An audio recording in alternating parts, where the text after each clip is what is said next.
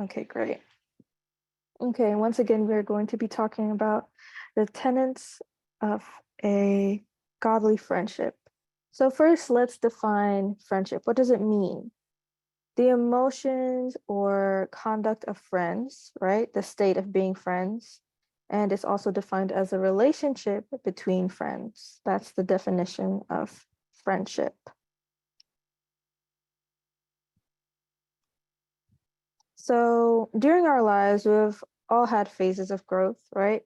And through these many phases, we've had many friends. Friends are precious people placed in our lives by God. When you think of the word friend, is there a specific person that comes to your mind, or are there many people that come to your mind? What makes this person or these people dear to you? You can go ahead and unmute and answer. Is there anything specific that makes, your friend, a specific friendship that you have dear to you and like very important to you?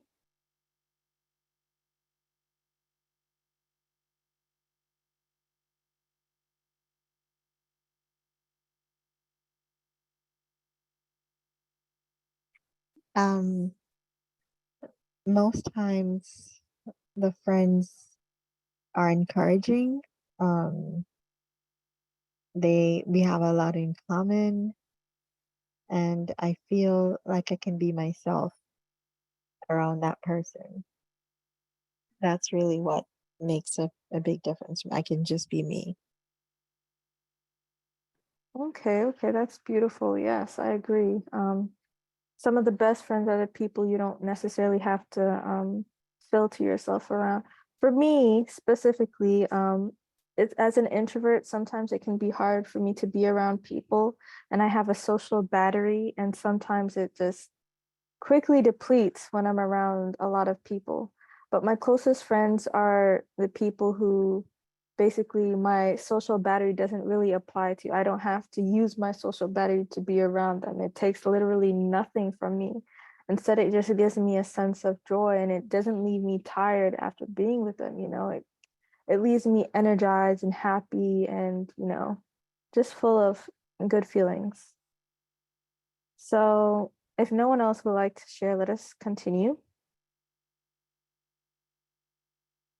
Ralph Waldo Emerson said, um, when friendships are real, they are not glass threads or frostwork, but the solidest things we can know.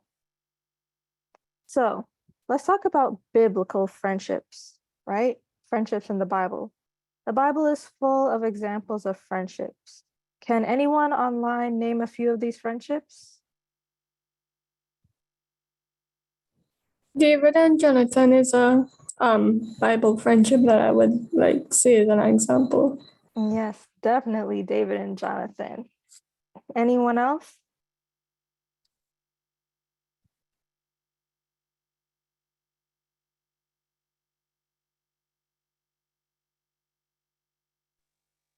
John the Apostle and Jesus our Lord. Okay, yes. Jesus and, the disciple whom he loved. That's how we know him as. Um, so let's go through a few of these friendships, right? So we have, as Jessie May did mention, first and foremost, David and Jonathan. These two men were best friends from when they were young, childhood basically. They were loyal to each other no matter what, and they were always there for each other in times of need. Their friendship is often used as an example of what true friendship should be. Now, they really had a rough friendship, but despite all of that, they were able to, connect and remain connected despite Saul's hatred of David. We read in the Bible in 1 Samuel chapter 18, verse 1. It says, now when he had finished speaking to Saul, the soul of Jonathan was knit to the soul of David, and Jonathan loved him as his own soul. Now, this friendship ended really, it was tragic to me, one of the most tragic stories in the Bible. But David still, even after Jonathan died, honored his friendship with Jonathan by looking out for the remaining family members, Jonathan's remaining family members. And I thought that that was beautiful. So we also have Ruth and Naomi. These two women were not related by blood, for after Naomi's sons died, there was basically nothing left to make them family. And Naomi told both of her daughters-in-law that they could leave. But they were very close. Ruth's loyalty to Naomi is legendary, and their friendship is a reminder that true friends are there for each other through thick and through thin. In Ruth chapter 1, verse 16, we read what Ruth said to Naomi. She said, "Do not urge me to leave you or to return from following you.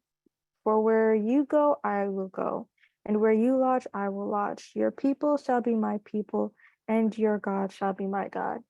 One of the most beautiful, beautiful passages in scripture to me. We also have Elijah and Elisha. These two prophets were also close friends. Elijah was a mentor to Elisha, and he helped Elisha to grow in his faith. Their friendship is an example of how mentors can help us to become better people. Another example would also be Paul and Timothy. You know, Paul was a mentor to Timothy, and they were very close. And as was mentioned before, we have Jesus and John. Jesus had many close friends, but his relationship with his 12 disciples, and especially John, was very special. They traveled together, learned from each other, and supported each other through thick and through thin. Their friendship is an example of how we can all be friends with Jesus. So in John chapter 13, verse 23 to 25, we see the closeness between Jesus and John. It says, "One of his disciples, whom Jesus loved," referring to John, "was reclining at the table at Jesus' side. So Simon Peter motioned to him to ask Jesus of whom he was speaking. So that disciple, leaning back against Jesus, said to him, 'Lord, who is it?'" Now this specific passage reminds me of like when children think that their parents have favorites, and so they send the favorite one to go ask the parent for something specific. And that's just what this particular verse reminds me of. But John's loyalty was to Jesus was so great that even when the other disciples turned and ran, when in the garden the priests and the soldiers came for Jesus, he followed Jesus through the entirety of his trials. And he was there in the Sanhedrin, the questioning area, because he knew a couple of people there, and so he was there through the whole thing. So I think that was also admirable. And another notable friendship, we have Daniel, Shadrach, Meshach, and Abednego. The friendship between Daniel and his three friends was a strong one. They were willing to stand together for their faith, even when it meant facing death. Their story is a reminder that true friendship is based on shared values and a commitment to what is doing right, to doing what is right, sorry. So these are just a few of the many friendships that are mentioned in the Bible. These friendships can teach us a lot about what true friendship is all about. They can show us how to be loyal, honest, forgiving, and supportive friends. They can also show us how to find mentors that help us to grow in our faith. So let's look at the tenets of a godly friendship. Now that we've looked at some biblical friendships, we have a good idea of what we'll be looking at. So let's look at what makes those specific friendships so successful. As we review these points, compare your closest friendships to see if your relationship possesses these qualities. Before we go in, this is a quote by Kelly Wise Valdez. It says, "True friendship provides us with support, love, and enjoyment, and is nothing short of a gift from God." So, godly friendships are those that are built on a foundation of faith in God and a commitment to living according to his word. These friendships are characterized by love, trust, respect, and accountability. They are also characterized by growth. So the first tenet that I would like to offer to y'all today is aligned values or morals. So what binds you and another person in friendship? Oftentimes it's your hobbies or maybe even a similar background or upbringing, right? But there's only so far those points can carry you. Having a similar worldview, moral, or value system is ultimately what acts as a foundation for a godly friendship. Take Daniel and the three Hebrew boys, for example. They shared a common faith. Daniel and his friends were all Jews and they believed in one God. This common faith gave them a strong foundation for their friendship. Second, we have respect. Respect is important in all relationships, including friendships. It is the foundation of trust and communication, which are essential for any healthy relationship. Without respect, friendships can quickly become toxic and harmful. When friends share similar values, they are more likely to trust each other and respect each other's decisions and boundaries. This can create a strong foundation for the friendship. So respect shows that you value your friend. When you respect your friend, you are showing them that you value them as a person. You value their opinions, their feelings, and their experiences. Respect also helps to build trust. When you respect your friend, you are more likely to trust them. You know that they will not lie to you or betray you. And thirdly, it makes communication easier. When you respect your friend, you are more likely to communicate openly and honestly with them. You know that they will not judge you or make fun of you. Having respect for one another also helps to resolve conflict. When you respect your friend, you are more likely to be able to resolve conflict in a healthy way. You are more likely to listen to each other's perspectives and find a solution that works for both of you. Respect also makes your friendship more enjoyable. When you respect your friend and they respect you, you are more likely to enjoy spending time with them. You feel comfortable being yourself around them, and you know that they will accept you for who you are. And that was mentioned earlier when we were talking about, someone said that, they can be themselves around their friends. And respect is the key component that allows people to feel that way.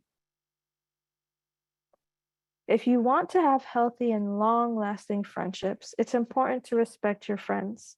Respect them as individuals, respect their opinions, and respect their boundaries.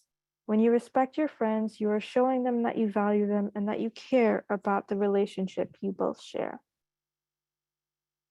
So third, we have loyalty. Loyalty is important in a friendship. It's one of the key qualities that make a friendship strong. A loyal friend is someone who is there for you through thick and through thin, someone who you can always count on, and someone you know will have your back no matter what. A loyal friend is someone who will stand up for you even when you're not there. They will defend you against people who are being mean to you, and they will never let anyone speak badly about you behind your back. Loyal friends are also the most supportive of friends. And even if you don't have, anything to give back to them in return for their kindness, you can't buy their loyalty, right? That's what is one of the most beautiful things about, loyal friends. A godly friend is loyal to you no matter what. The Bible says that a friend loves at all times and a brother is born for a time of adversity. That's from Proverbs 17, verse 17. True friends are with us through thick and through thin. They don't abandon us when things get tough. Daniel and his friends were willing to stand up for each other and with each other, even when it was difficult. They were also willing to sacrifice their own safety for the sake of their friends and for their beliefs. So fourth, let's talk about boundaries. This is sort of a tricky one because when you say boundaries, some people might misunderstand that as, oh, so I'm not, as important to you, or, you don't value me enough that I can just act however I want or be myself around you. Why are you saying this, and why are you never had an issue with this in the first place, or other people don't have the issue that you have. But even then, boundaries are very important, and respecting boundaries are important as well. Boundaries are important in all relationships, including friendships. They help to define what is acceptable and unacceptable behavior. They can help to protect both people in the friendship. When your friends respect your boundaries, it shows that they cherish and value your presence in their lives. Let's explore a few boundaries and examples of how they can be helpful in a friendship. Boundaries help to protect your physical and emotional well-being. Boundaries can help to prevent friends from taking advantage of you or crossing your personal lines. For example, if you have a friend who always asks you for money, you can set a boundary that you will only lend them money if they have a good reason and promise to pay you back. The Bible does say to turn the other cheek and go the extra mile, but this does not mean people should walk all over you. For example, when I was in college, I had a friend who I truly did value, but I had I I'm not someone who appreciates a lot of physical touch, and she was a very touchy person. And I explained to her that I was setting a boundary, and that I hope that she would respect that boundary. And if she didn't want to, then we could choose not to be friends. And rather than respecting that specific boundary, she was insulted, and then she said that she no longer wanted to be friends.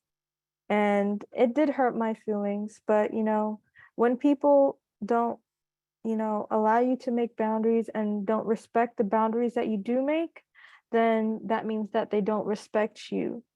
And yes, they might value you, but they might not value you enough to keep a friendship. I learned that the hard way. So yes, boundaries. Continuing on, boundaries help to promote healthy communication. When you have boundaries, you are more likely to be able to communicate your needs and expectations to your friends. This can help to prevent misunderstandings and conflict. For example, if you have a friend who always talks about themselves and never asks about you, you can set a boundary that you want to talk about yourself sometimes too. Or perhaps your friend always interrupts you or speaks over you. You can tell them that you would like them to wait until you are finished speaking to speak. And for those who are, more soft spoken, or, like to take a while to, explain themselves, this is very important, right? So continuing on, we have boundaries help to create a sense of equality in the friendship. Friendship is a two-way street. And when both people in a friendship have boundaries, it helps to create a sense of equality and respect. This can make the friendship more enjoyable and fulfilling for both people. For example, if you have a friend who always wants to do things their way, you can set a boundary that, you want to have some say in the activities you do together as well. Once again, friendship is a two-way street. Each of you have to, go a certain way to meet each other. If you're always the one reaching out to your friend, then, you can perhaps say, I would like if you could reach out to me as well. And so that, you're not carrying the entire friendship on your back, essentially, reaching out and whatnot. So, honesty. Honesty is the next one, number 5. Honesty is important in friendships because it builds trust and respect. When you're honest with your friends, they know that they can count on you to be truthful even when it's not easy. This trust and respect is essential for a long and lasting friendship. Also, with honesty, it's important that you pair that with some compassion because even if you're honest, if you do it bluntly, then you're bound to hurt someone's feelings, and that can destroy a friendship. A godly friend is honest with you even when it is difficult. They will tell you the truth even if it hurts. The Bible says that the faithful are the wounds of a friend, but deceitful are the kisses of an enemy. That's Proverbs 27, verse 6. True friends are honest with us even when it's not easy, and they tell us the truth when it hurts, but they tell us with love and compassion, right? Next, number 6, we have growth. If you're looking for friendships that will help you to grow spiritually, you need godly friends. These are the friends who will love you unconditionally, support you in your faith, pray for you, study the Bible with you, and challenge you to be a better person by holding you accountable to what you believe in. They can challenge you to live a more Christ-like life. When you have godly friends, they can hold you accountable to your beliefs and values. They can also encourage you to grow in your faith and live a life that's pleasing to God. They can provide you with support and encouragement. When you're going through a tough time, your godly friends are there for you to offer support and encouragement, and they can pray for you and help you to see God's goodness in the midst of your trials, which when we're in the midst of our trials, it's often hard for us to see, where God is guiding us. And sometimes, hearing praise reports from other people reminds us that God has us in his hands, right? And before you have a testimony, you got to get through the test. So it's good to have godly friends to, help remind you of the goodness of God. They can also help you learn and grow. They can share their wisdom and insights with you, and they can help you learn more about God's word and apply it to your life. Godly friends can also help you to connect with other believers. Your godly friends can introduce you to believers who can support you on your faith journey and can connect you with Christian communities and organizations. So finally, we have number 7, which is love, right? One of the most important tenets for a godly friendship. So leaving the best for last, the most important tenet of a godly friendship is love. Love is the most important quality in any friendship, but it is especially important in a godly friendship. Godly love is unconditional, selfless, and sacrificial. It is a love that is based on God's love for us and our love for God, right? And in the Bible, it says we are to love our neighbors as ourselves. And neighbors, you might think, oh, it's the person who lives down the street from me, down the block from me. But no, when you think about it, in this great, big, wide earth, everybody is our neighbor, right? And so our friends are essentially our neighbors. We're to love them as we love ourselves. Here are some of the ways that love manifests itself in a godly friendship. First, we have kindness. Godly friends are kind to each other even when it's difficult. They are thoughtful and considerate of their friends' feelings. Then we have forbearance or patience. Godly friends are patient with one another. They do not hold grudges or get angry easily. And if there's an issue, they go and resolve it. Generosity.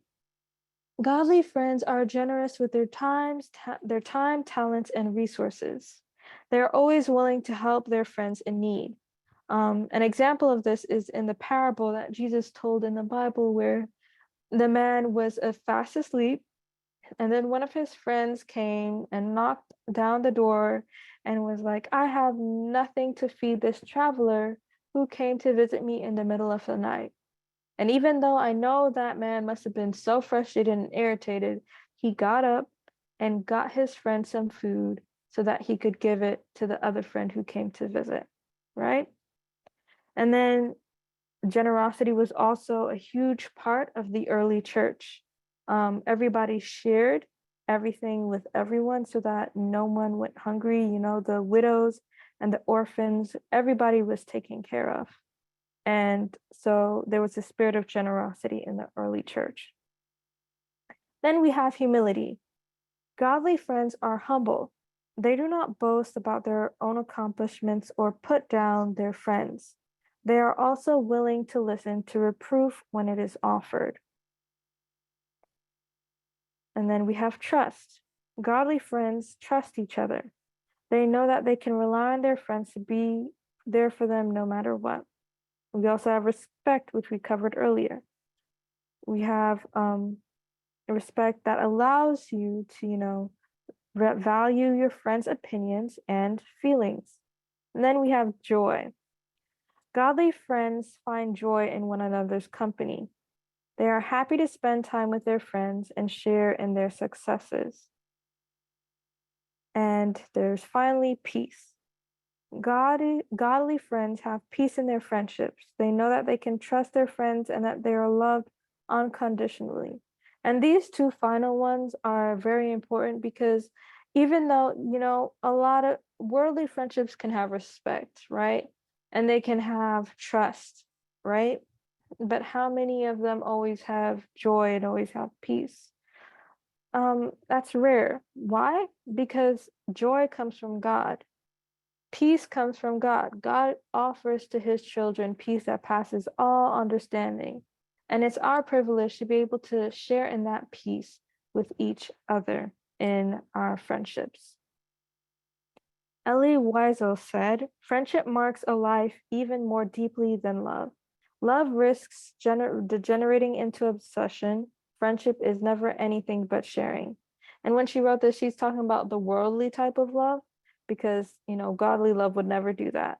But friendship, the point that's I wanted to point out is that friendship is a big part, like sharing is a big part of friendship. We share our views with each other. We share our experiences, we share our time, our thoughts, and then each friend treats these things that are shared with them as, little treasures. And it can deeply impact, a life. So, oops, sorry. With friendship comes difficulties. We're all different people and we all have different experiences, and this creates us into, different personalities, right? No matter how much you love your friends or they love you, there are bound to be difficulties between you. These difficulties often stem from misunderstandings and miscommunication, or maybe something you do can get on someone else's nerves and you're not aware of that, right? And so communication is very, very important. When these things happen, talk to your friends and, make sure to explain to them what hurt you or what has happened, and make sure to forgive your friends. Everyone makes mistakes, so be willing to forgive your friends when they hurt you. Also, seek reconciliation where possible. If there is a conflict in your friendship, be willing to seek reconciliation. Now, reconciliation is where like both friends, understand that there's something wrong, something sort of broken, and they're willing to put, their energies towards fixing it. However, there can't be reconciliation if somebody doesn't want to, fix what's been broken. And even then, whoever's been hurt should still forgive, because God tells us that we are to forgive as he forgives us. Yes? So just keep that in mind as, go through life, go through interactions with people. Even if communication doesn't always work out, if it messes up, if something's broken, always be ready to forgive. And when we find it hard to forgive, seek God, and he will give you the gift of forgiveness to share with someone else. So here's what the Bible has to say about friends. We're going to have a couple verses on screen. If anyone would like to, I'd love if you guys could just tune in and read what you see up there, okay? So let's begin. Would anyone like to read Ecclesiastes, chapter 4, verse 9 to 12?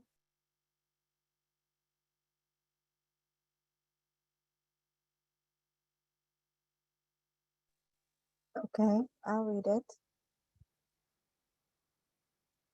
It says, wait a second.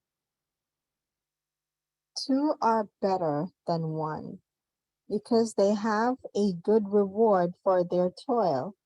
For if they fall, one lift up his fellow. But who to but woe to him who is alone when he falls and has not another to lift him up again. If two lie together, they keep warm. But how can one keep warm alone? And though a man might prevail against one who is alone, two will stand. Threefold cord is not threefold cord. Sorry. Threefold cord is not quickly broken. Sorry about that.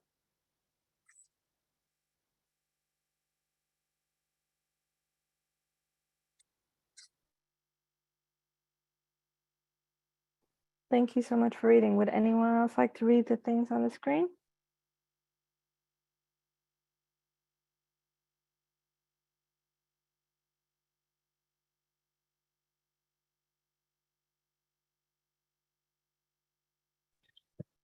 Yes, hello, All I'd right, like to read. Therefore, encourage one another and build one another up, just as you are doing. 1 Thessalonians 5:11.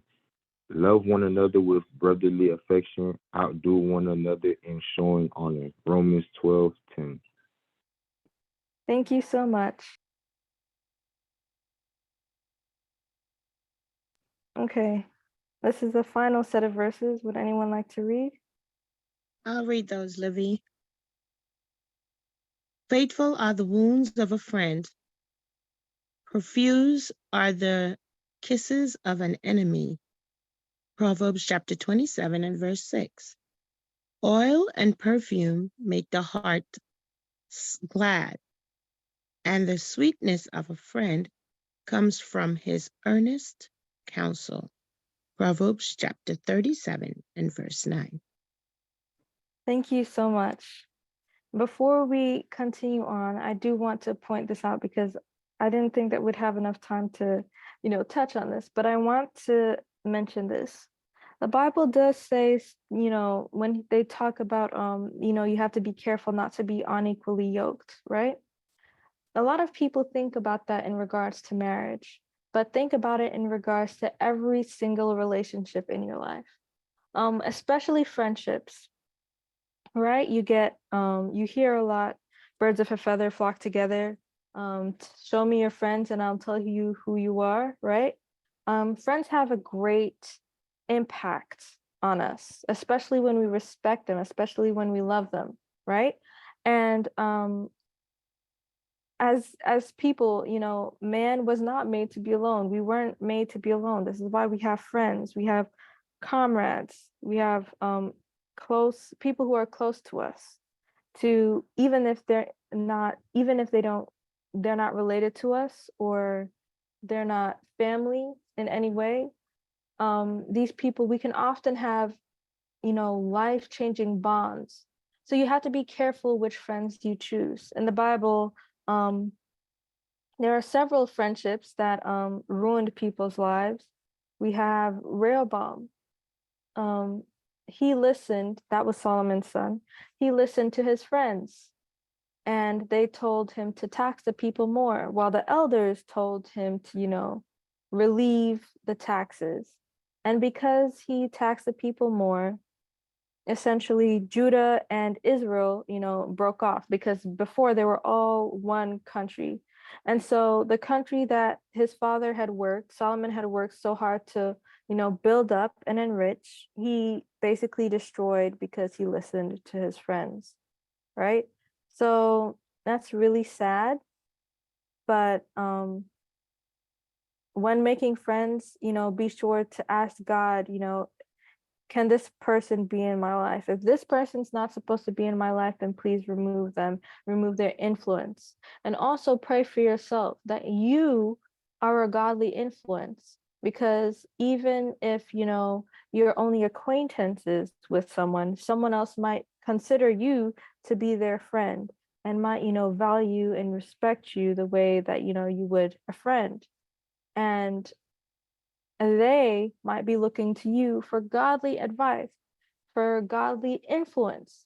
So, in everything, do your best to reflect God and continue to grow, because all the best friendships foster growth. You don't stay the same, you continue to grow one way or another. So, I hope that we all find godly friends that help us to grow closer to Christ, because his return is right around the corner. He's about to be here, ringing the doorbell, right? So that's my prayer for each and every one of us. So now we are at the end of our presentation. Let me end this. I hope that this has been helpful and has been very informative for you.